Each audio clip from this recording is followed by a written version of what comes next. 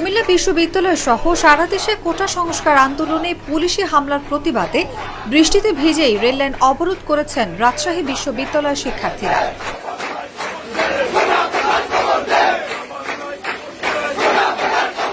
বৃহস্পতিবার সন্ধ্যা ৬টায় বিশ্ববিদ্যালয়ের স্টেশন বাজার সংলগ্ন এলাকায় রেললাইন অবরোধ করে বিক্ষোভ করেন তারা।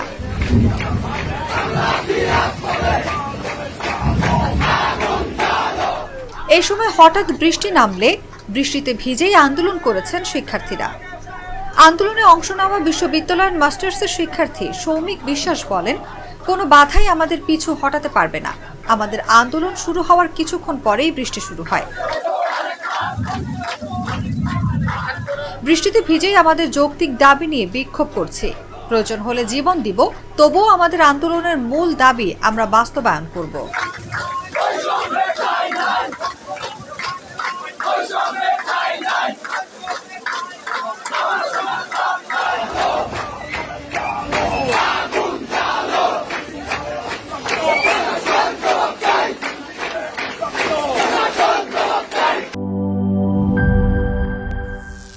করিম চাচা, আপনার প্রিয় মানুষদের কখনো বিপদে ফেলতে চাইবেন না স্যার। তাহলে আমাদের বিপদে রাখা কি ঠিক হচ্ছে?